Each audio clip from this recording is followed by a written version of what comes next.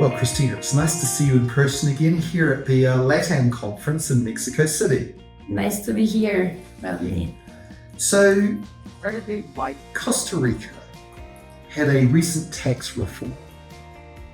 Tell me a bit about that. Sure. Costa Rica was included back in February in the EU blacklist. Right. So despite we had always followed a territorial criteria, and which interest and passive income earned abroad was not subject to taxation, due to the fact Costa Rica did not require substance to meet the non-taxation of that passive income, the EU included us in the blacklist.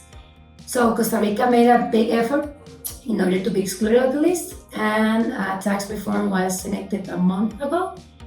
And it was a very simple tax reform in the sense that we kept the territorial criteria with an exception. Those multinational entities that have operations in Costa Rica and they earn passive income abroad, if they do not meet substance requirements and are not deemed as qualified entity, then a 15% passive income tax rate will be applicable.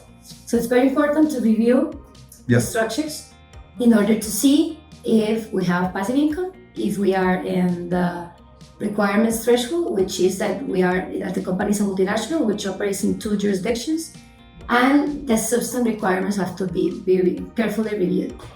Our reform was very similar to Uruguay, like a copy-paste, because we tried to include in the law the minimum requirements to be excluded of the list. However, the tax authorities that did not agree with the reform because they wanted a more huge reform, including all the passive income earnable to be taxed. So right now they are drafting the resolution, and you can see in the resolution some requirements that are not particularly included in the law.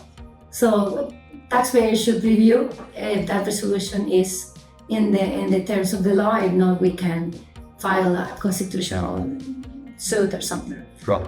So that's quite a big change then, the move from territoriality to perhaps territoriality plus substance and other requirements. And I can imagine that's probably kept you very busy as taxpayers look to determine are they within the scope of this law, and then what do they need to do to comply.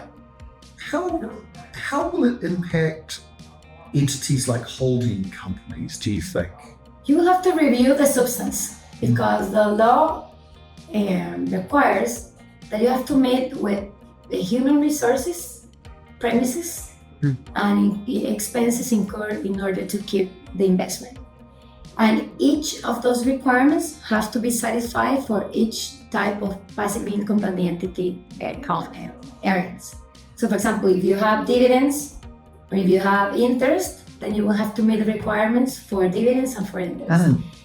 And I think that the issue there will be the position of the tax authorities, because they will try to force the taxation of the income, and they will try to consider that the company is not in compliance. So it's very important to make a compliance analysis in order to see if the company meets with those requirements. And for the first 5 years, it will be advisable to have more substance than the required by law in order to avoid discussions with the tax authorities, because the rate is 15%, and if you did not withhold the 15%, you will be able also to be imposed like fines or interest and you will get more. So it's really a thing people should be focused on this now, making sure they understand where they stand. Enforced. Yep. That was very good. And that substance need to be in Costa Rica? Yes. Okay, so potentially a significant undertaking. Shareholder meetings, board of director meetings. Yep. You will have to have premises or rent premises. Yep. You will have to have at least 2 employees. So it's not just as simple to have 1 employee. You can have outsource the human resources, but we will have to see in the resolution what are the requirements to meet that. Well, this sounds, particularly with the rate going from 0 to 15, that's a big change for folk. So that's big, but then of course I'm interested in your views about the next big thing, which might be Pillar 2. Where is that at in Costa Rica? Well, Costa Rica has a nominal rate of 30% for ordinary taxpayers. However, we do have a free zone regime, Yes. which has been our main tool to attract foreign investment. And when you apply and you operate under the free zone regime, you are 0% corporate income tax exempt. You can also have 6% or 15% depending on the industry or the agreement with the government in specific circumstances. So we will have an impact, or the multinational that operate and are in the threshold of Pillar 2 will be impacted by the possible implementation of Pillar 2 in Costa Rica. We still don't know for sure what Costa Rica will do because the government has not made any official communication yet. But we understand that probably a QDMTT will be applicable. And I think that Costa Rica will have to design probably qualified credits in order to keep the attractiveness of the country in terms of investment. Because right now there are more than 600 multinationals operating in the country. And it has been a great tool to improve jobs. And those multinationals have expectations about the tax system, and this would be a dramatic change. They have made the investment, considering they will be exempted. So this is a change of the... Well, I got to believe this is one that people have to watch, because if Costa Rica is going to come out with a QDMTT, it's got to come out soon, doesn't it? I don't foresee that we will have something earlier than this first semester of 2024.